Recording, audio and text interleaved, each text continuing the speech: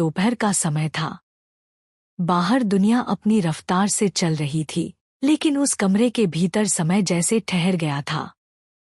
बिस्तर पर लेटी हुई थी रिया, एक युवा, पहली बार मां बनने जा रही महिला। डॉक्टर मीरा कमरे में दाखिल हुईं। उनके चेहरे पर एक गंभीर लेकिन शांत भाव था।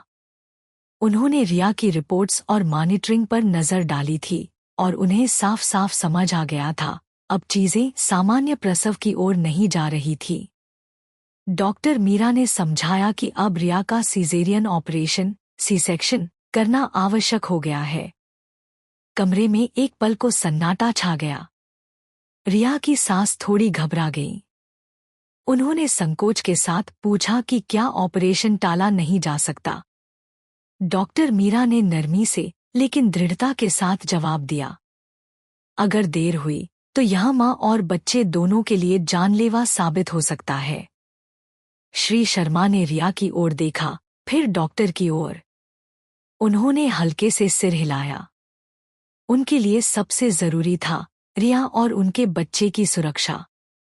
डॉक्टर मीरा ने भरोसा दिलाया, ऑपरेशन सुरक्षित और सामान्य प्रक्रिया है।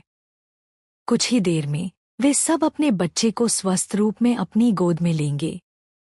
क्या आपने कभी सोचा है कि सीजेरियन का कारण क्या हो सकता है? पहली डिलीवरी सीजेरियन थी। एक से अधिक बच्चे। भ्रूण की स्थिति जैसे शिशु उल्टा हो और नीचे नहीं जा पा रहा हो। शिशु का वजन अधिक या कम हो। प्लेसेंटा शिशु के गले में हो सकता है और सामान्य प्रसव में शिशु नीचे जाते समय गला घोंट सकता है। शिशु ने मां के पेट में मलत्याग किया है। ये सीजेरियन के कारण हो सकते हैं और सीजेरियन बिल्कुल सामान्य बात है और किसी को इसके लिए चिंता नहीं करनी चाहिए।